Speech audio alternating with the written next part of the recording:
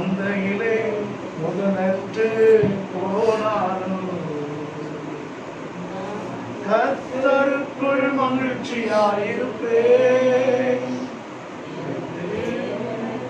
களி கூறுவேன். நான் கர்த்தருக்குள் மகிழ்ச்சியாயிருப்பேன்,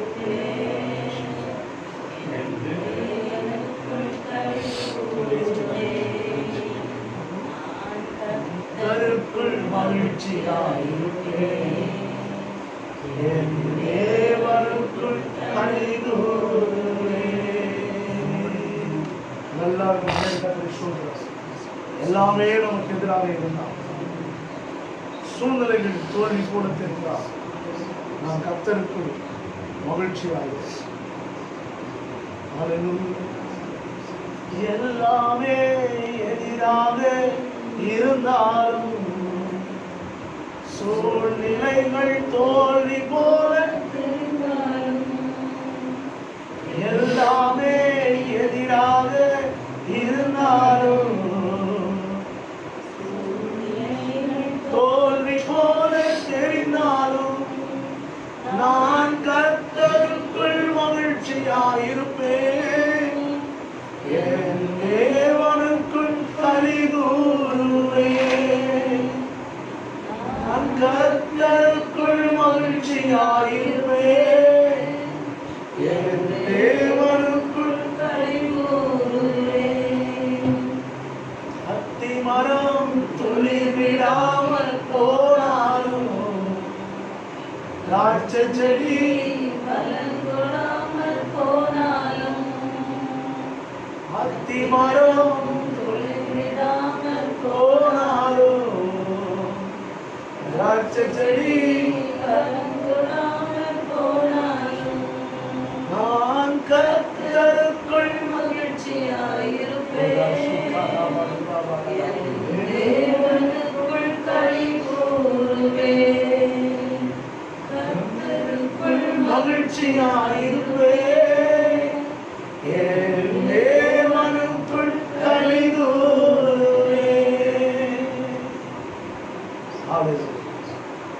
வண்டியோடு துதிப்போம். நன்றியா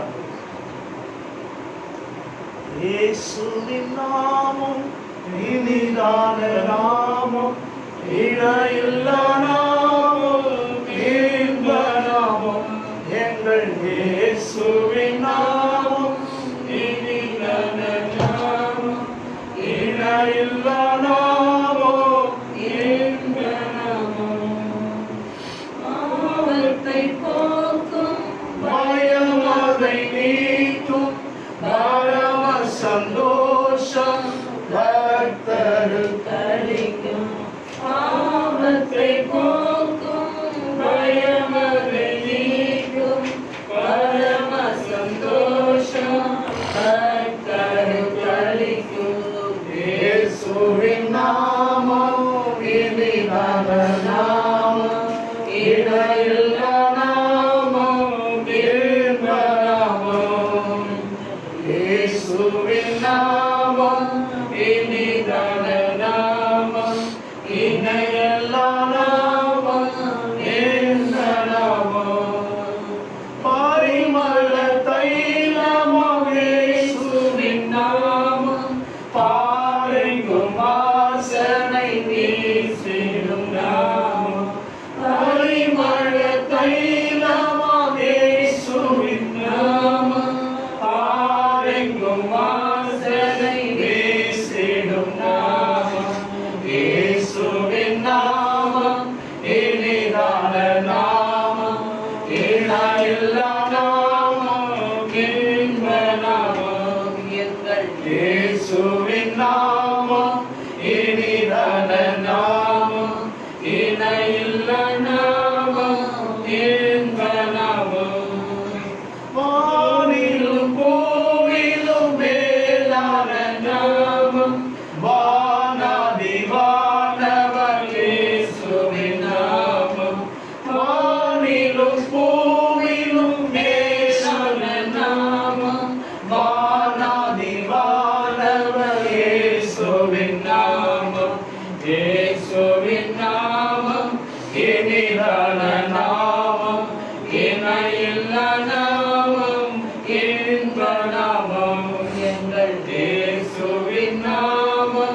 இனிதான நாமம், இணையில்லா நாமம், இன்ப நாமம். நேற்றும் இன்றும் என்றும் மாறிட நாமம், நம்பினோரை என்றும் கைவிட நாமம். நேற்றும் இன்றும் என்றும் மாறிட நாமம், நம்பினோரை என்றும் கைவிட நாமம். இயேசுவின் நாமம் இனிதான நாமம், இணையில்லா நாமம், இந்த நாமம் எங்கள் இயேசுவின் நாமம் இனிதான நாமம், இணையில்லா நாமம், இந்த நாமம். முழங்கால் யாவும் முழங்கிடும் நாமம், மூன்றில் ஒன்றாக ஜொலிப்பவர் நாமம். முழங்கால் யாவும் முழங்கிடும் நாமம், மூன்றில் ஒன்றாக ஜொலிப்பவர் நாமம். இயேசுவின் நாமம் இனிதான நாமம், இணையில்லா நாமம், இன்ப நாமம். இயேசுவின் நாமம் இனிதான நாமம், இணையில்லா நாமம், இன்ப நாமம். சாத்தானின் சேனையை ஜெயித்திட்ட நாமம், சாப பிசாசை துரத்திடும் நாமம். சாத்தானின் சேனையை ஜெயித்திட்ட நாமம், சாப பிசாசை துரத்திடும் நாமம். இயேசுவின் நாமம் இனிதான நாமம், இணையில்லா நாமம், இன்ப நாமம். எங்கள் இயேசுவின் நாமம் இனிதான நாமம், இணையில்லா நாமம், இன்ப நாமம். எல்லாரும் மகிழ்ச்சியோடு கர்த்தருக்கு ஆராதனை மகிழ்ந்து களி கூறுவோம். தேவன் நமக்கு மகா சந்தோஷத்தை உண்டாக்கி இருக்கிறார். மகிழ்ந்து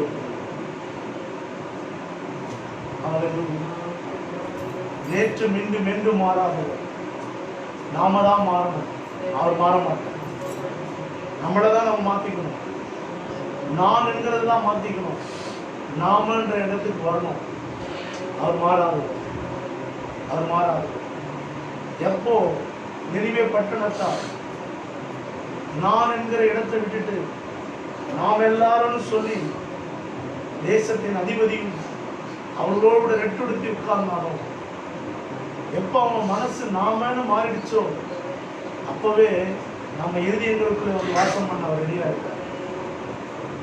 நான் உங்கள் இருதயங்களுக்குள்ளே உள்ளாவி, நான் உங்கள் நடுவிலே உள்ளாவி, நான் உங்கள் தேவனாய் இருப்பேன், நான் உங்கள் இருதயங்களில் வாசம் பண்ணுவேன்னு சொல்லிட்டு கைகளால் கட்டப்படாத ஆலயத்தில் வாழுகிறது.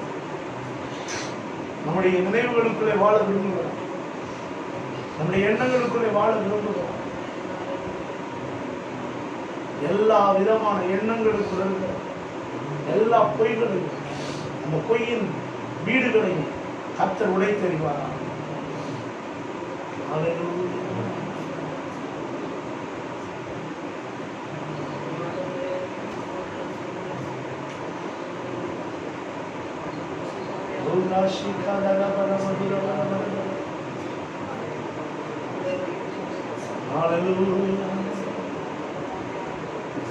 அன்றியாவியானவரே,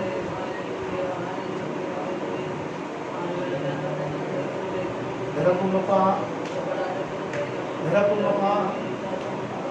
உம்முடைய சத்தியத்தின் நினைவுகளால் எங்களை நிரப்பணும். எங்களுக்குள்ள நான் ஒன்றுமில்லை என்கிற எண்ணம், அந்த பிசாசு தங்கியிருக்கிற வீட்டை கர்த்தர் உடைத்து போடுகிறார். நாம்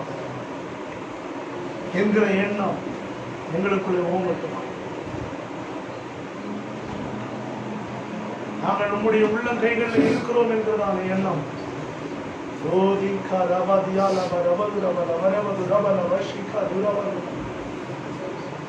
இயேசுவின் நாமம் இனிதான நாமம், இணையில்லா நாமம், இன்ப நாமம். எங்கள் இயேசுவின் நாமம் இனிதான நாமம், இணையில்லா நாமம், இன்ப நாமம். நேற்றும் இன்றும் என்றும் மாறிடா நாமம், நம்பினோரை என்றும் கைவிடா நாமம்.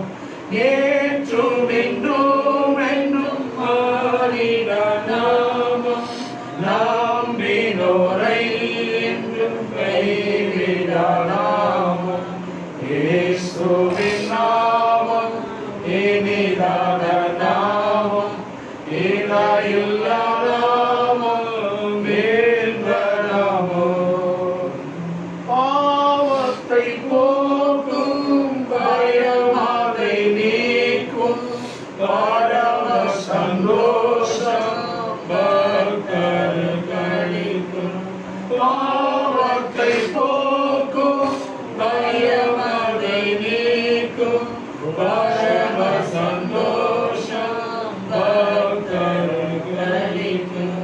இயேசுவின் நாமம் இனிதான நாமம், இணையில்லா நாமம், இன்ப நாமம். எங்கள் இயேசுவின் நாமம் இனிதான நாமம், இணையில்லா நாமம், இன்ப நாமம்.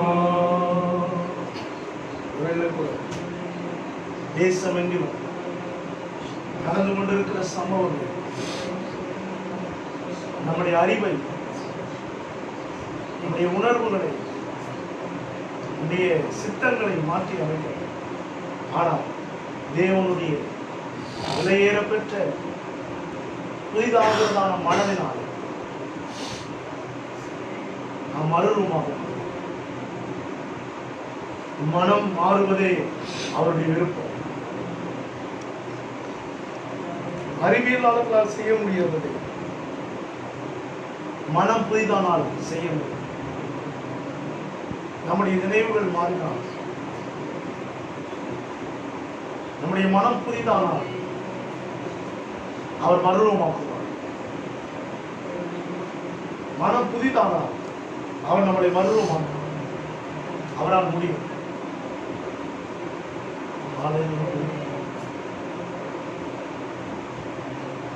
நான் உன்னை விட்டு விலகுவதில்லை, நான் உன்னை என்றும் கைவிடுவதில்லை, நான் உன்னை விட்டு விலகுவதில்லை, நான் உன்னை என்றும் கைவிடுவதில்லை. நான் உன்னை காண்கின்ற தேவன், கண்மணி போல் உன்னை காப்பேன். நான் உன்னை காண்கின்ற தேவன், கண்மணி போல் உன்னை காப்பேன். நான் உன்னை விட்டு விலகுவதில்லை, நான் உன்னை என்றும் கைவிடுவதில்லை, உன்னை விட்டு விலகுவதில்லை, நான் உன்னை என்றும் கைவிடுவதில்லை. பயப்படாதே நீ மனமே, பயப்படாதே நீ நான் காத்திடுவேன் உன்னை தினமே. காத்திடுவேன் உன்னை தினமே. பயப்படாதே நீ மனமே, நான் காத்திடுவேன் உன்னை தினமே.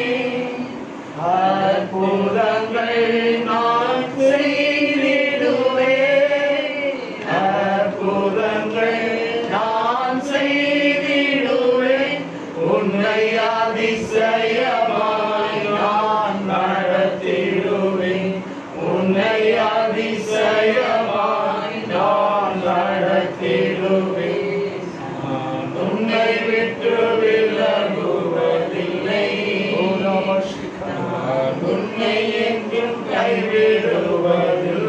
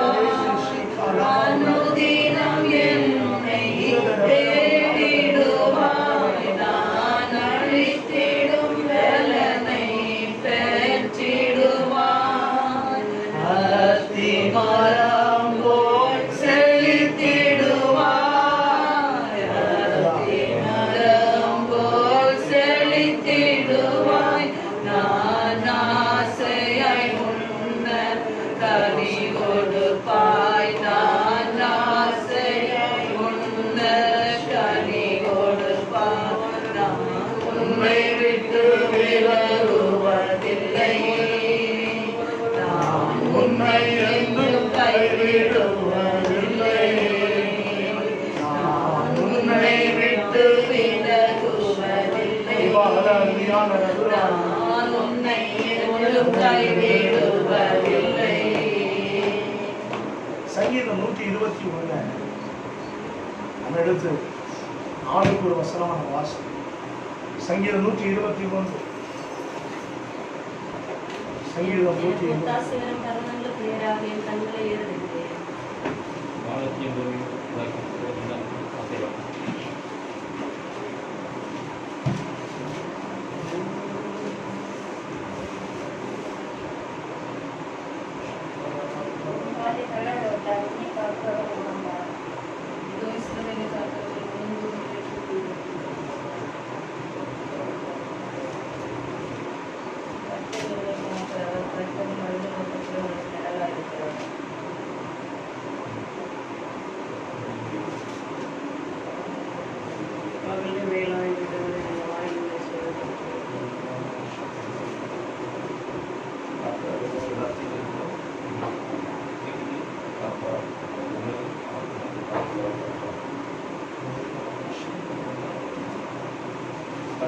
போக்கையும் விவரத்தையும் இதனுடைய என்று நீங்கள் காணலாம்.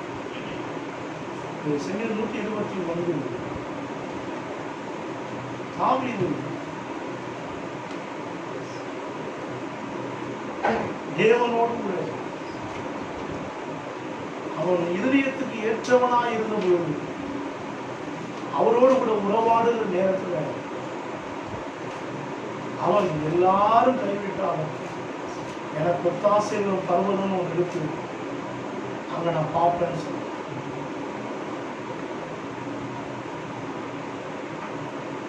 மீண்டுமா அதே சங்கீதத்தை ஆளுக்கு ஒரு வசனமா வேறுமா வாசி. எனக்கு ஒத்தாசைகளும் பர்வதங்களுக்கு நேராக என் கண்களை ஏறெடுக்கிறேன். வானத்தை பூமியை உண்டாக்கின கட்டடத்திலிருந்து எனக்கு ஒத்தாசை வரும். இஸ்ரவேலை காக்கிறவர் குழந்தைகளை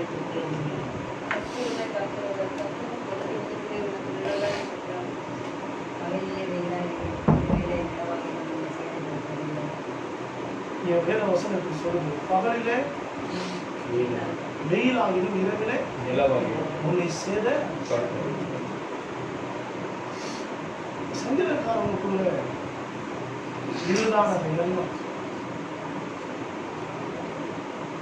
அது அந்த வார்த்தைகள் இதை நீங்க படிக்க படிக்க இதை சொல்ல சொல்ல உங்களுக்குள்ள ஒரு எண்ணம் உண்டாகும் பாருங்க.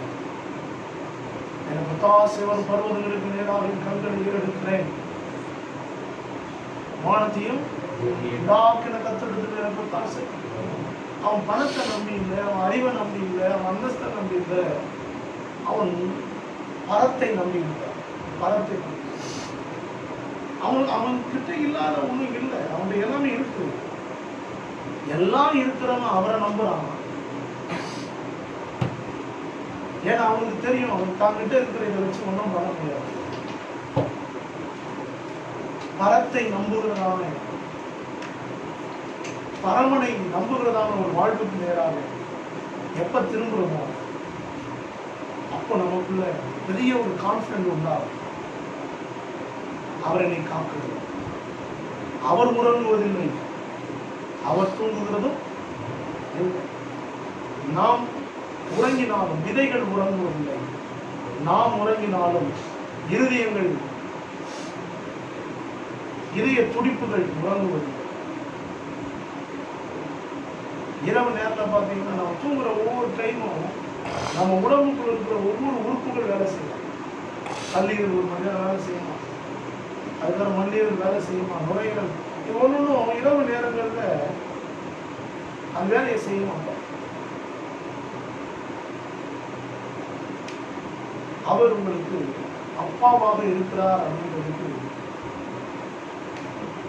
நான் அல்ல, அப்பா எனக்காக இருக்கிறதுனால நாம, நான் அல்ல நாம் என்கிற ஒரு எண்ணம் நமக்கு எப்பொழுது உண்டாகும். ரோமர் 8ஆம் அதிகாரம் 1வது வருஷம். ரோமர் 8. ஆனபடியால் கிறிஸ்துவுக்குள் உட்பட்டவர்களாயிருந்து மாம்சத்தின்படி நடவாமல் ஆவியின்படியே நடக்கிறவர்களுக்கு ஆக்கினை தீர்ப்பில்லை. மாம்சம்ன்றது அறிவையும், ஆவின்றது கிறிஸ்துவின் சிந்தனையும் நான் மையப்படுத்தி பார்ப்போம்னா சொல்றாரு, கிறிஸ்து இயேசுவுக்கு உட்பட்டவர்களா இருந்து நாம்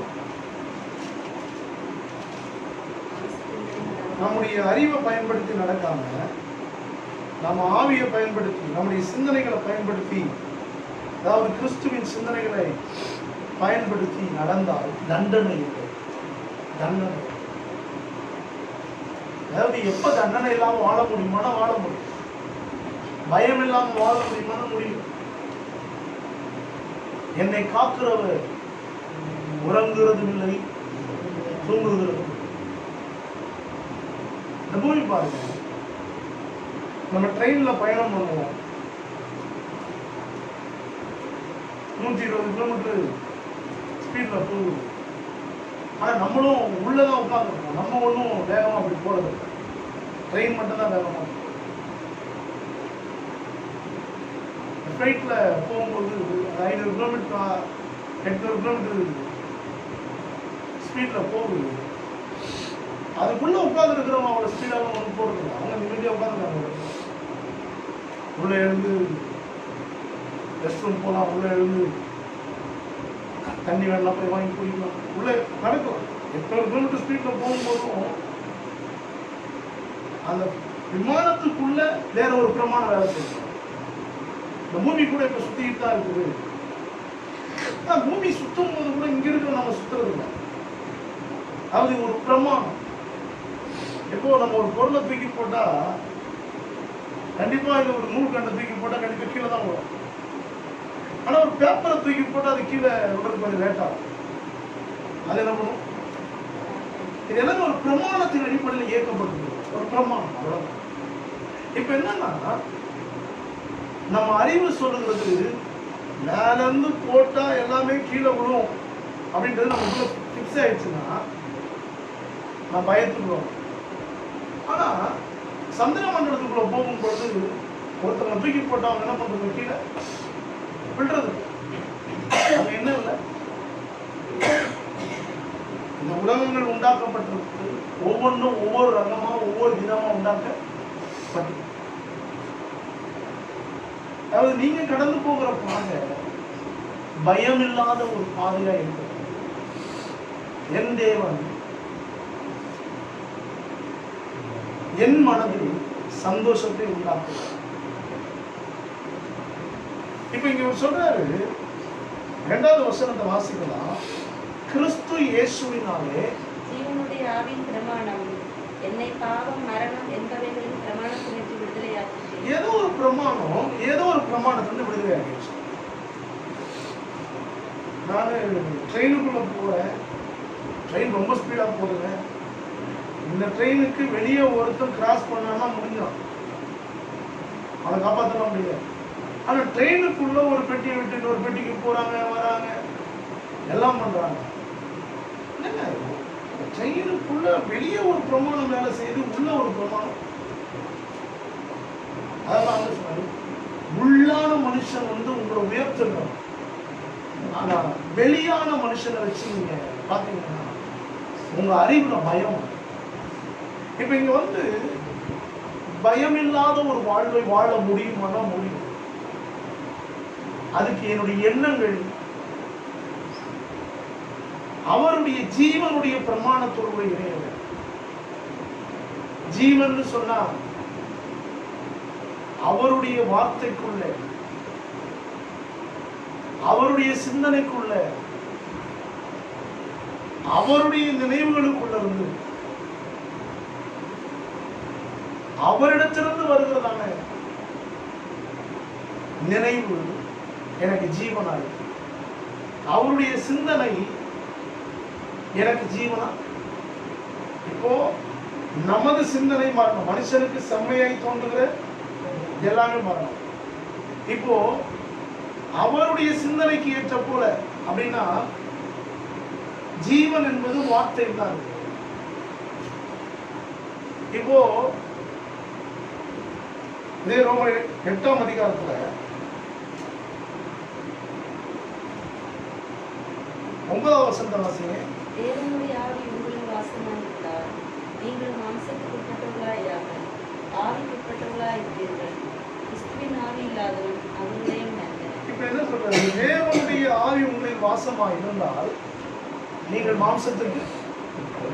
அப்ப என்ன, அதாவது இந்த சிந்தனை மாற்றம் தான் உங்களுடைய தண்டனையோ இல்லை உங்க வாழ்வையோ தீர்மானிக்கும். இப்போ 1 யோவான்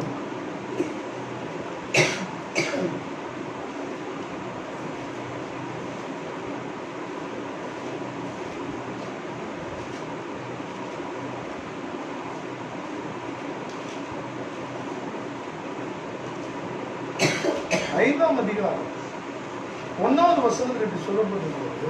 இயேசுவானவரே, கிறிஸ்து என்று விசுவாசிக்கிற எவனும் தேவனால் பிறந்திருக்கிறான். இப்போ கொஞ்சம் இதை கவனிப்போம். எனக்கு கிறிஸ்துவின் சிந்தை வேணும், கிறிஸ்துவின் சிந்தை வேணும், சிந்தனை எல்லாம் சரியாயிடும் அப்படிலாம் நம்ம பார்க்கல.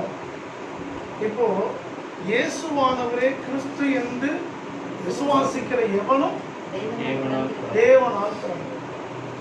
இன்னொரு இடத்துல சொல்லிக்க தேவனால் பிறந்தவன் பாவம் செய்யான். தேவனால் பிறந்தவன் 4வது வசனத்துல தேவனால் பிறப்பதெல்லாம் உலகத்தை ஜெயிக்கும். இன்னொன்னு தேவனால் பிறந்தவன் பாவம் 3:9 வாசிங்க.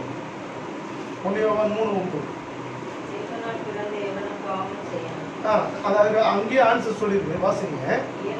ஏனெனில் பூமியை விட்டு அவனுக்கு கரைத்திருக்கிறது. அவன் தேவனால் பிறந்தபடியினால் பாவம் செய்ய மாட்டான். இப்போ இங்க இதெல்லாம் கவனிக்கணும். இந்த பாவம் என்கிறத குறித்து இங்க வேற மாதிரி கொஞ்சம் சொல்லி, நம்ம சொல்றதெல்லாம் பாவம். நீங்க சொல்ற லிஸ்ட்ல இருக்கிற பாவம் எல்லாம் நீங்க கிடையாது. நீங்க சொல்ற லிஸ்ட்ல இருக்கிற பாவம் எல்லாம் ஏதேன் தோட்டத்திலையும் கிடையாது, ஆதி நாட்களையும் கிடையாது. இதெல்லாம் அதெல்லாம் பாவத்தினுடைய விளைவு.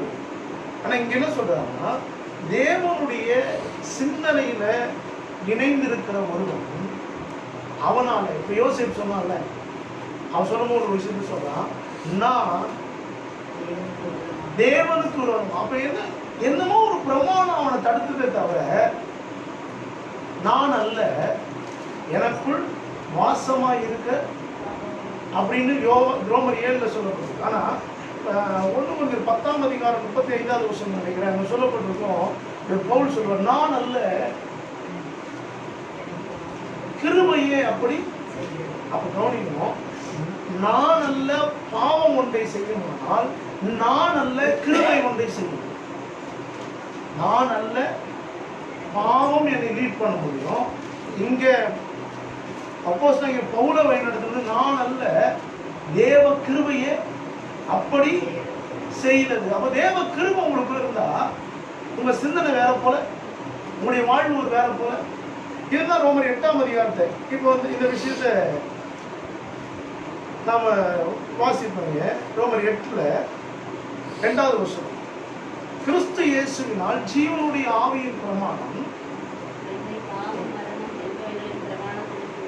அப்ப நம்ம முதல்ல எங்க இருந்து விடுதலை ஆகும்? ஏதோ ஒரு பிரமாணத்திலிருந்து. ஒரு புவியீர்ப்பு விசைன்னு ஒரு பிரமாணம் இருக்குது. இந்த புவியீர்ப்பு விசைங்கிற பிரமாணத்திலிருந்து நம்ம விடுதலை ஆகிட்டா கீழே விட மாட்டோம். இப்போ ஒன்றும் இல்லை, ஒருத்தர் கேள்வி கேட்குறாங்க, ஏங்க ஆண்டவருக்கு கண்ணு இல்லையா? இப்போ 5 நிமிஷத்துக்காக யாரோ ஒரு 4 பேருக்காக இந்த புவியீர்ப்பு விசையை மாற்றி வச்சுட்டா பூமியில் என்ன ஆகும்? ஒரு 4 நிமிஷத்துக்காக புவியீர்ப்பு விசையை மாற்றி வச்சிருக்காரு. சரி, இப்போ நான் போய் இவன் ஜோம் பண்ணிட்டான், ஜோம் பண்ணதுக்காக ஏதாவது பண்ணி தொலைவோம் அப்படின்னு தொலைச்சிட்டான்னா பூமி என்ன ஆகும்? அங்கங்க தொங்கிக்கிட்டு இருக்கிற சேட்டலைட்லாம் கீழே வரும், அங்கங்க தொங்கிக்கிட்டு இருக்கிறதான சூரியன்லாம் கீழே வந்துடும். அதெல்லாம் பாருங்க, ஒரு ரேகையில் அட்சரேகை, கடகரேகை, பூமத்திய ரேகைலாம் சொன்னாங்க. ஒரு ரேஸ், அதுக்குன்னு ஒரு அலைகள், ஒரு ஒரு பகுதியை கத்த வச்சிருக்கிறாங்க. அதனுடைய அதுக்குன்னு ஓடுகிற ஒரு ஓட்டத்தின் பாதையை வச்சிருக்கிறாங்க. இப்போ இந்த 2 காந்தம் இருக்குன்னா வட துருவம் தென் துருவம்னு வச்சிருக்கீங்கன்னா இதை எடுத்துட்டு போனா அது விலகிதான். அதை நீங்க இப்படி எடுத்தீங்கன்னா பாட்டுக்கு இருக்குதா? ஆனால் ஒரு டிஸ்டன்ஸ் இருக்கும் பாரு ரெண்டுத்துக்கும் இடையில. அதாவது சில ஒரே பக்கமானது ஒட்டாது, வேறு பக்கம் இருக்கிறது. இந்த உலகம் முழுவதுமே ஒரு காந்த சக்தியினால் தான் இயங்கி கொண்டு அந்த ஆற்றல் தேவனிடத்திலிருந்து வருது. ஒரு நாள் இந்த காந்த சக்தி இந்த பூமியில இல்லாம போகும்னா இந்த பூமியும் இல்லாமல் போகும். இந்த பிரம்மாண்டம், இந்த பிரம்மாண்டமான இந்த பிரபஞ்சம் எப்படி இயங்கிக்கிட்டு இருக்குன்னு பார்த்தீங்கன்னா, இப்போ நிறைய நேரத்தில் சொல்லுவாங்க ஒரு விண்கல் பூமியை நோக்கி வந்து கொண்டே இருக்கிறது. கரெக்டாக பாருங்க, இது வந்துகிட்டு இருக்கிறதுலாம் உண்மைதான். ஆனால் குறிப்பிட்ட நாளில் பார்த்தீங்கன்னா அடுத்து இது தன்னுடைய சுற்றுவட்ட பாதையில் இது போயிடும், அது சுற்றுவட்ட பாதையில் போயிடும், கரெக்டாக அது போக வேண்டிய இடத்துக்கு. அப்போ நான் கேட்குறேன், அவரை அறியாமல் சம்பவிக்கிற காரியம் ஒன்றுமே இல்லை. அவர் எல்லாவற்றுக்கும் ஒரு பிரமாணத்தை கேட்கிறார். இப்போ இந்த பிரமாணத்தை ஜெயிக்கணும் பாருங்க. ஒருத்தன் வந்து கற்றுக்கொள்கிறான், ஒரு கலையை கற்றுக்கொள்கிறான். கற்றுக்கொள்ளும் போது அவன் என்ன பண்றான், ஒரு பிரமாணத்தை செய்கிறான். அதாவது யாரோ ஒருத்தர் சொன்னாங்க, ஞாபகம் இந்த நிர்மலா சீதாராமன் அப்படின்றவங்க ஒரு லெக்சரர் தான், காலேஜ் லெக்சரர். இன்னைக்கு எங்க இருக்கிறாங்க, நிதி அமைச்சரா இருக்கிறாங்க. ரீசெண்டா ஒரு சின்ன ஒரு கிளிப்பிங் பாருங்க. திருமாவளவன் வந்து ஏதோ ஒரு கேள்வி கேட்டார். தமிழ்ல கேட்டவங்களுக்கு தமிழ்ல பதில் சொல்லுது, ஹிந்தியில கேட்டவங்களுக்கு ஹிந்தியில பதில் சொல்லுது, குஜராத்ல கேட்டவங்களுக்கு குஜராத்ல பதில் சொல்லுது. அந்த மாதிரி ஏன் அங்க போய் உட்கார்ந்து இருக்குன்னா, சும்மா தான் இல்லை, நாலு மொழி தெரிஞ்சுட்டு போய் உட்கார்ந்து. அந்த அம்மாவுக்கு வந்து அந்த அம்மாவை அந்த இடத்துல கொண்டு போய் ஏற்றுக்கொண்டதுக்கு ஒரு காரணம் இருக்குது. நேரடியா அங்க இருக்கிற பிரதமருக்கு விஷயம் தெரியும். அங்க நாடாளுமன்றத்திலையும் பாராளுமன்றத்திலையும் பொதுமொழி ஹிந்தி இதெல்லாம் நமக்கு தெரியும். அப்ப என்ன பண்றாங்க, இவங்களை எடுத்துக்கிட்டா நமக்கு செட் ஆகும்னு எடுத்துக்கலாம். நீங்கள் ஒரு பிரமாணத்தை ஜெயிக்கக்கூடியவர்களாக இருந்தால் எந்த அறிவு உங்களை நசுக்கி போடும் நினைக்கிறீங்களோ அந்த அறிவை நீங்கள் நசுக்கி போடுங்க. நம்ம இன்னைக்கு பயப்படுறதே பாருங்க. இன்னைக்கு ஒருத்தருக்கு திடீர்னு கூப்பிட்டு கன்னடம் தெரிஞ்சிருந்தா உங்களுக்கு நான் வேலை தரேன், 1 லட்ச ரூபா சம்பளம் தரேன். எப்போ நீங்க கன்னடம் கற்றுக்கிட்டு எப்போ போய் வேலை செய்யறது? வாய்ப்பு ட்ரை பண்ணலாம் நாட்களா.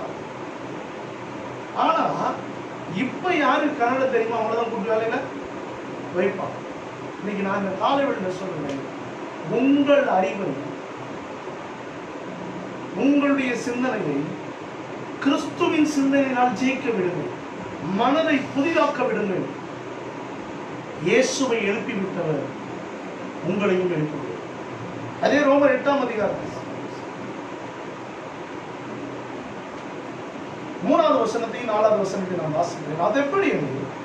மாம்சத்தினாலே பலவீனமாக இருந்த நியாயப்பிரமாணம் செய்யக்கூடாததை தேவனே செய்யும்படிக்கு தம்முடைய குமாரனை பாவ மாம்சத்தின் சாயலாகவும் பாவத்தை போக்கும் பலியாகவும் அனுப்பி மாம்சத்திலே பாவத்தை ஆக்கினைக்குள்ளாக. இப்போ இவரை நான் அப்பான்னு பார்க்கறதுக்கு காரணம் தெரியுமா? உங்களுக்கும் எனக்கும் முடியாதத அவரே தம்முடைய சொந்த குமாரனை அனுப்பி பாவத்தை போக்கும் பலி, பாவ மாம்சத்தின் சாயல், பாவத்தை போக்கும் பலி, பாவ மாம்சத்தின் சாயலாக அனுப்பி மாம்சத்திலே பாவத்தை. அப்போ இது என்னுடைய மாம்சம் அப்படின்றா, இந்த மாம்சத்தை புசிக்கும் பொழுது அப்படின்னா இந்த 2 விஷயம் எனக்கு உள்ள ஞாபகத்துக்கு வரும். என்ன ஞாபகம் வரணும்? இது பாவ மாம்சத்தை போக்கும்படி, பாவ மாம்சத்தின் சாயலையும் தரித்திருக்கிறது, பாவத்தை போக்கும் பலியாகவும். அப்போ இந்த எண்ணத்தோடு கூட நான் இது அவருடைய மாம்சம், இது அவருடைய சரீரம் அப்படின்னு நான் எடுத்துக்கிறது பெருசு இல்லை. என்னுடைய பாவத்தை போக்குறதுக்காக தான் நான் இதை எடுத்துக்கிறேன். ஒரு பிரமாணத்தை ஒரு பிரமாணத்தினால தான் அழிக்க முடியும். இப்போ நான் கிறிஸ்துவின் சிந்தனை உங்களுக்கு இருக்கட்டும், கிறிஸ்துவின் சிந்தனை உங்களுக்கு என்ன சிந்தனை இருந்தா என் சிந்தனை நல்லா இருக்கும்.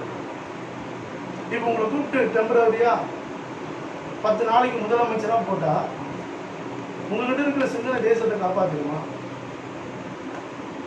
உங்களுக்கு கூப்பிட்டு முதலமைச்சரா போஸ்டிங் கொடுத்து நீங்க இதை செய்யுங்கன்னு சொன்னா உங்களால செஞ்சிட முடியுமா? பண்ணிட முடியுமா? இப்ப உலகம் எதை எதிர்பார்க்குது? இதை சமாளிக்கக்கூடிய ஒருத்தர் தான் எதிர்பார்க்கும். நெருக்கடியான இந்த சூழ்நிலைகளை சமாளிக்கணும். பிதா என்ன பண்ணாருன்னா தன்னுடைய சொந்த குமாரனை இந்த 2 விஷயத்தையும் அவர் மாம்சத்துல வைத்து முடிவு கட்டினார். அப்போ இப்ப உங்க மாம்சத்துல வாங்க வேண்டியதான வேதனைகளை அவரே ஏற்றுக்கொண்டார், அவரே சுமந்தார். அப்ப பாவத்தை போக்கும்படி இன்னொன்னு பாவ மாம்சத்தின் இத மாம்சத்திலேயே தண்டனைக்குள்ளாக இப்போ உங்க மாம்சம் தண்டனைக்குள்ளாக ஆக வேண்டிய அவசியம். இதை நான் புரிந்து கொள்ளும் பொழுது கிறிஸ்துவை நான் ஏற்றுக்கொண்டால், என்னை ஏற்றுக்கொண்டவர்கள் எத்தனை பேர்களோ அத்தனை பேரும் தேவனுடைய பிள்ளைகள் ஆகும்படி அதிகாரம். இப்ப எங்க நடக்க வேண்டிய மாற்றம்? அது வெளியே நடக்க வேண்டிய மாற்றமே இல்லை, என்னுடைய சிந்தனைக்குள்ள ஏற்பட வேண்டிய ஒரு மாற்றம். ஒரு 2வது வசனத்தை பார்க்கிறோம். ஜீவனுடைய ஆவியின் பிரமாணம் என்னை பாவம் மரணம் என்பவர்கள் விடுதலையாக்கி விட்டுடுச்சு. அப்போ நல்லா கவனிக்கணும். என்னுடைய சிந்தனையில அவருடைய செயல், இப்படி சொல்லலாம், தேவ செயலை என் செயலாய் ஏற்றுக்கொண்டால் நான் விடுதலையாக்கப்படுகிறேன். தேவனுடைய செயலை நான் எனக்குன்னு எடுத்துக்கிட்டா என் அறிவு விடுதலையாக்கப்படும், என் நினைவு. இப்போ 4வது வசனத்தை வாசிங்க.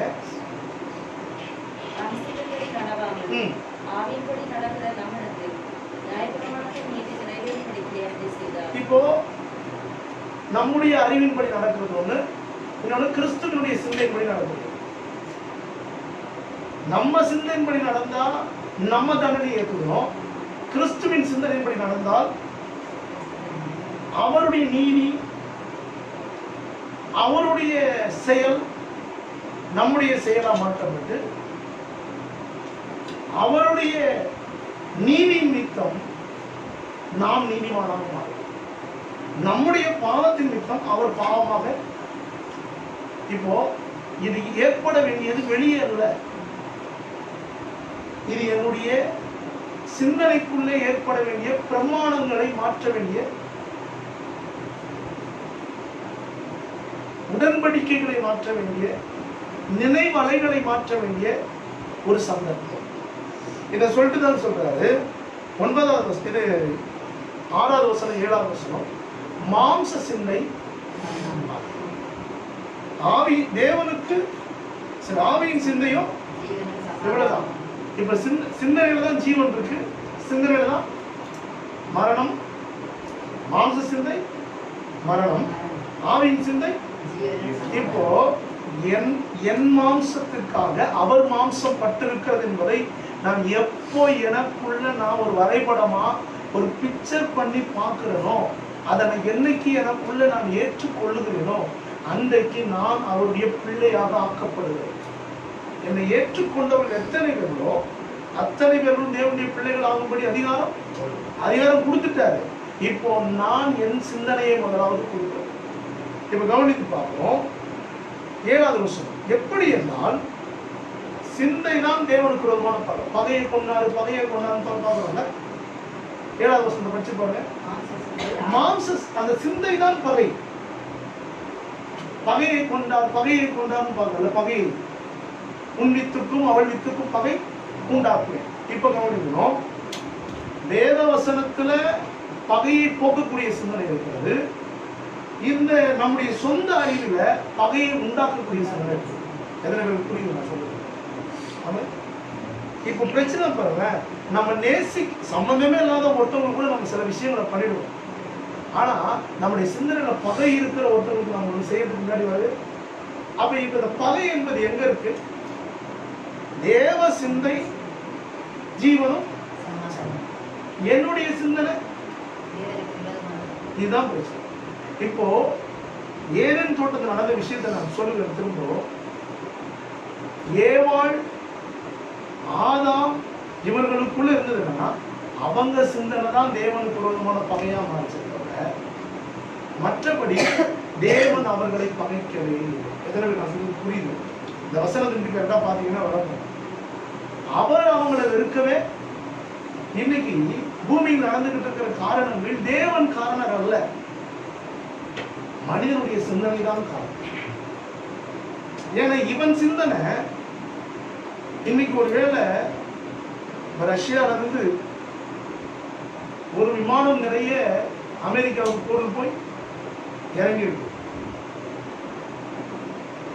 இவங்க ரெண்டு பேருமே நட்பு நாடுகள் கிடையாது, ரெண்டு பேருக்கு எதிரி நாடுகள். இவங்க ரெண்டு பேருமே அடிச்சுக்கிறோம்.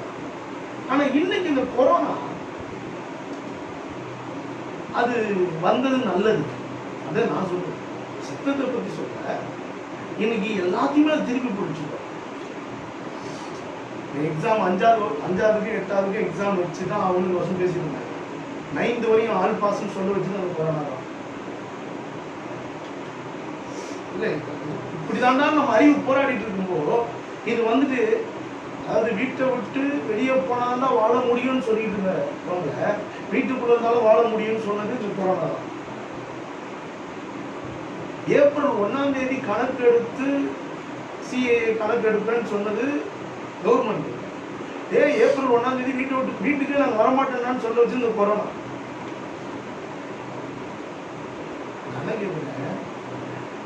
அறிவுகளை சிந்தனை தான் அவருக்கு விரோதமான பகை. நான் சொல்ல எது ஏன் ஒரு சின்ன ஒரு டிஸ்கஷன் தான். ஏன் இப்படி ஆண்டவர் செய்கிறார்? அவருக்கு விரோதமா பகை இருந்தா அந்த பகையை கொள்ளுவார். அவர் பகையை தான் கொள்ளுவாரு. பகைன்னா என்ன? எங்க பகை இருக்கு? மனுஷனுடைய சிந்தனையில தான் அவருடைய பகை இருக்காரு. அப்போ அந்த பகைக்கு நேராக தான் யுத்தம் நடக்குது தவிர ஜனங்களுக்கு நேராக யுத்தம் இல்லை. எத்தனை பேர் சொல்றீங்க? உங்கள் சிந்தனை அவருக்கு பிரியமா இருந்தால் அவர், அதாவது நீங்க சத்துருக்களோடு சமாதானமாகும்படி அவர் செய்வார். சத்துருக்களும் உங்களோடு எப்போ உங்கள் வழிகள் கர்த்தருக்கு பிரியமா இருந்தா சத்துருக்களோடு. அப்ப என்னன்னா இந்த சிந்தை மாற்றம், இந்த பிரமாணம் எங்க மாறுதுன்னா என் சிந்தனைக்குள்ளதான். இப்போ நான் என்கிறதான ஆணம் இருந்த இடத்துல நீங்க பாருங்க, இது போய் தாக்குற இடம்லாம் இந்த கொரோனா போய் யாரெல்லாம் மெயினா தாங்க, பொதுவாக யாரை தாங்குது? இதுவரை நீங்க கேட்டு பார்த்தீங்கன்னா பெரிய பெரிய நாட்டினுடைய அதிபர்களை தான் என்ன பண்ணுவோம், குறி வச்சே போன போல இருக்கு. நேற்று சொல்றாங்க ரஷ்ய அதிபர் புதினுக்கு அவர் தனிமைப்படுத்தப்பட்டவர். என்னடா ஆச்சு? ஒவ்வொருத்தரும், அதாவது நானும் சொன்னவன் எல்லாரையுமே அது தனிமைப்படுத்திருச்சு. இன்றைக்கு தேவன் சிந்தனையோடு மட்டும்தான், அதாவது தேவனுக்கு விரோதமான பகை இருக்கிற இடம் எங்கதான்? உங்க வீடு அல்ல, உங்க பொருள் அல்ல, உங்களுடைய எதுவும் அல்ல, உங்களுடைய சிந்தை, உங்க சிந்தை. அப்ப இப்ப மாற வேண்டியது எந்த இடம் மட்டும்தான்? எந்த இடம் மட்டும்தான்? இதுதான் அவர் சொல்றாரு. இப்ப ரோமர் 8ஆம் அதிகாரம் 9வது வசனம். இப்போ தேவனுடைய சிந்தை உங்களுக்குள் வந்து விட்டார். இப்ப விளங்குதா இல்லையா? இந்த சிந்தனை ரொம்ப நாளா பேசிட்டே வர உங்களுக்கு கொஞ்சமா இப்ப இன்னைக்கு கொஞ்சம் விளங்கிருக்கும்னு நினைக்கிறேன். தேவனுடைய சிந்தை உங்களில் வாசமா இருந்தால் இப்ப நீங்க உங்க தேவனுக்கு விரோதமான பகையாளியா இருக்க மாட்டீர்கள். நீங்கள் அவருடைய சிந்தனைக்கு உட்பட்டவர்களாக இருப்பீர்கள். கிறிஸ்துவின் சிந்தை இல்லாதவன். இப்ப இயேசுநாதருக்கு சொந்தமா அறிவு இருந்தது, சிந்தனை இருந்ததா இல்லையா? பிதாவே இந்த பாத்திரம் என்னை விட்டு நீங்க போடுமானா அப்படிதான் சொன்னார். அப்படிதான் அவர் சிந்தனை. ஆனா அவர் பிதாவினை, அதாவது அவரை அப்பாவா ஏற்றுக்கொண்டது. இன்னைக்கு இன்னும் ஒரே ஒரு விஷயத்தை நான் சொல்லி முடிக்கிறேன். உண்மையான டைம் பார்த்து ஒரு கன்ஃபியூஸ் 36 சரி. அதாவது தேவனுடைய அந்த சிந்தனை, தேவனுடைய அந்த நினைவு, தேவனுடைய அந்த எண்ணம் நமக்குள்ள வாசமா இருந்தால், தேவன் நமக்குள்ள வாசமாக, அவர் உங்கள் நடுவிலே உலாவுகிறார், அவர் உங்கள் தேவனாக. இப்ப கவனிக்கணும், அவர் உங்களை நடத்த போகிறதான சிந்தனைக்கு இயேசு எப்படி சுயம் என்கிற சிந்தனையை விட்டு கொடுத்துட்டு அவர் என்ன சொல்லுகிறாரோ அதன்படி செய்யும்படி தன் அறிவை, எப்போ ஒருவன் தேவனுக்கு பிரியமானவன் அப்படின்னா, நீங்க எப்போ அவருக்கு ரொம்ப பிரியமானவங்களா இருக்கிறீங்கன்னா, உங்க அறிவை பயன்படுத்தாம சொல்லுங்கப்பா செய்யறேன்னு சொல்றவங்க மட்டும்தான் தேவனுக்கு விரோதமான பகையாளிகள் அல்ல. மற்றபடி இல்லை என் அறிவை கொஞ்சம் யூஸ் பண்ணிக்கிறேன்னு சொல்லிட்டா கூட நீங்கள் உங்க அறிவுக்கான தண்டனை நீங்க தான் கொடுக்க. எப்போ அவர் சிந்தனையில நீங்க செயல்பட ஆரம்பிக்கிறீங்களோ அப்போ உங்களுக்கு வருகிற யாவையும் அவர் எனக்காக யாவையும் செய்து முடிக்கிற பயமா இருக்கும். ஏன்னா அவர் பாவ மாம்சத்தின் சாயல், பாவத்தை போக்கும் பலி, ரெண்டுமே அவர் மாம்சத்துல. இப்ப நான் அவர் மாம்சத்தை சாப்பிடும் போது என் சிந்தனை எப்படி மாறணும்? நான் அவருக்கு விரோதமான பகையாளியாய் மட்டும் இருக்கிறது. இவன் பிசாசு பாருங்க, இவன் சிந்தனைக்குள்ள வந்துதான் வேலை செஞ்சான், வேற எங்கேயுமே வேலை செய்யவே. அவர்கள் இருந்த நிலையை இன்னும் மிகைப்படுத்தி, வசனத்தை பெற்றுக்கொண்டவர் நீங்க எல்லாரும், நான் சொல்லுவேன், வசனத்தை பெற்றுக்கொண்டிருக்கிற நீங்கள் எல்லாரும் குட்டி கடவுள்கள் அப்படின்னு சொன்னா அவங்களால நம்ப முடியுமா? சங்கீதம் 84:6, யோவான் 10:35 அப்படிதான் சொல்லுது. இப்ப கவனிக்கணும், நீங்க வசனத்தை பெற்றுக்கொண்டுட்டீங்க, ஆனா அந்த வசனத்திற்குள்ள இருக்கிற சிந்தனை தேவனுக்கு பிரியமா உங்களை மாத்திடுது. எத்தனை பேர் ஆமென் சொல்லுங்க? இப்ப இவங்களுக்கு ஒன்னே ஒண்ணு என்ன தெரியுமா, உங்களுக்கு எல்லாமே தெரியும், ஆனா அந்த சிந்தனையை உங்களுக்கு ஆக்டிவேட் பண்றதுக்கு மட்டும் விட மாட்டான். இவ்வளவுதான் அவனுடைய வேலை. இந்த இடத்துல யாரு, இப்ப தானியேல் எடுத்துங்க, ராஜாவே பக்கத்துல இருந்தாலும் அவன் சிந்தனை இல்ல, ராஜாவே நீங்க விடுங்க, நீங்க உங்க அறிவால எவ்வளவு முயற்சி பண்ணி பார்த்தீங்க, நட்புக்காக எவ்வளவு முயற்சி எடுத்துக்கீங்க, எனக்காக எவ்வளவு நீங்க தோற்று போக கூட ரெடியா இருக்கிறீங்க, ஆனா எனக்கு ஒன்னே ஒன்று தெரியும் ராஜா, உங்களால முடியாது, உங்களால முடியாது. ஆனா எனக்கு என் சிந்தனையில ஒன்னே ஒன்று இருக்குது, என் தேவனால் முடியும். இப்ப கவனிக்கணும், இது எங்கதான் மாற்றம்? விசுவாசம் நீதியா மாறினா மட்டும்தான் நீதிமான் தான் பிழைப்பான். விசுவாசிகள் எல்லாம் பிழைப்பாங்க வசனம் சொல்லல. விசுவாசிக்கிறவர்களுக்கு அவர் கீழ்ப்பட்டார். விசுவாசிக்கிறவங்க எல்லாருக்கும் கீழ்ப்படுகிற யாவருக்கும் பரிசுத்தமுள்ள ஆவியை தந்தருகிறார். இன்னைக்கு எங்க தெரியுமா வைக்கிறான்? ஒரே ஒரு இடம், உங்களையும் என்னையும் கீழ்ப்படிய வரலாம். எத்தனை பேர் என்னன்னா, தேவனுக்கு ஏற்ற நான் கடந்து போகும் பொழுது நான் அவருக்கு பிரியமா இருக்கிறேன், ஆனா ஏன் அறிவை என்னை குற்றப்படுத்திக்கிட்டு இருக்குது, நான் அவருக்கு கீழ்ப்படுகிறதுக்கு நான் வரது. இப்போ கீழ்ப்படுகிறவர்களுக்குள்ள மட்டும்தான் அவருடைய சிந்தனை. அப்போஸ்தலர் 5:35 நினைக்கிறேன், கீழ்ப்படுகிறவர்களுக்கு தந்தரப்படுகிற, இது எல்லாருக்கும் அந்த சிந்தனை. ஏதாவது பரிசுத்த ஆவியானவர் கிடையாது. ஹோலி கோஸ்ட் இங்கிலீஷ்ல சொல்லப்படுது. ஹோலி ஸ்பிரிட் வேற, ஹோலி கோஸ்ட். அப்போ இந்த விசுவாசம் என்பது சிந்தனை, தேவ சித்தம் என்பது சிந்தனை, அன்பு என்பது சிந்தனை, பரிசுத்தம் என்பது சிந்தனை. இந்த 4 சிந்தனையும் இருந்தாதான் சிந்தனையே இல்லாதவங்க கூட பரிசுத்த ஆவியானவர் இருக்க மாட்டார். சிந்தனை இருக்கிறவங்க தானே சிந்தையை வச்சு ஏதாவது பண்ணுவாரு. சிந்தையே இல்லைங்க அப்படின்னா முதல்ல போய் சிந்தனை வாங்க, என்ன வாங்கிட்டு வரணும்னு சொல்லுவார். மனவாளம் வரும்பொழுது என்ன இல்லைன்னா என்ன பண்ணுவார்? நான் உங்களை அறிய விட்டுட்டு. அப்போ உங்களுக்குள்ள விசுவாசம் என்கிற சிந்தனை, தேவ சித்தம் என்கிற சிந்தனை, அன்பு என்கிற சிந்தனை, பரிசுத்தம் என்கிற சிந்தனை உங்களுக்குள் இருந்தால் பரிசுத்த ஆவியானவர் உங்களை காப்பாற்ற வல்லவராக. இப்ப நல்லா தெரிஞ்சுங்க, பகை என்பது எங்க இருக்கு? உங்க அறிவு தான் அவருக்கு தேவனுக்கு பிரியமில்லாம உங்களை மாற்றே தவிர, நீங்கள் எப்பொழுது ஜீவனுடைய சிந்தனையை, ஆவியின் பிரமாணத்தை உங்கள் அறிவில் உள்ள கொண்டு வரீங்களோ, அப்போ நீங்க தண்டனை இல்லாத வாழ்வுக்கு வருகிறீர்கள். எத்தனை பேர் சொல்லுங்க? உங்களுக்கு தண்டனை கிடையாதுன்னா எத்தனை பேர் நம்ப முடியும்? உங்களுக்கு தண்டனை கிடையாதுன்னா எத்தனை பேர் நம்ப முடியும்? சிந்தனை மாற்றப்பட்டால் உங்களுக்கு என்ன கிடையாது? இப்போ என் மாம்சத்தை புசித்து என்னுடைய இரத்தத்திலே பானம் பண்ணுகிறவன் வாழ்வான், மரணமே வந்தாலும் பிழைப்பான் அப்படின்னு சொல்லப்பட்டிருக்கிறது. காரணம்னா அவர் என்னுடைய சிந்தையிலே இருக்கிற பகையை கொண்டு போட்டு, எதை கொள்றாரு?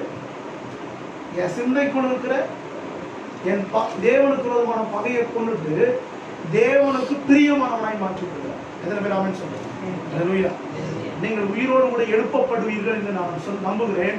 ஏனென்றால் உயிரோடு கூட இயேசு எழுப்பப்பட்டதுக்கு காரணம் அவர் சிந்தனையில பிதாவின் சிந்தை இணைந்திருந்ததுதான். ஆமென். இந்த காலை வேளையில கூட என் சிந்தையில பிதாவின் சிந்தை இணைக்கப்பட்டிருக்கிறது. நாம் மனுஷனை உண்டாக்குவோமாக, நமது சாயலாக, நமது ரூபத்தின்படியாக. பாவ மாம்சத்தில் சாயலை போக்கவும், பாவத்தை போக்கும் பலியாகவும்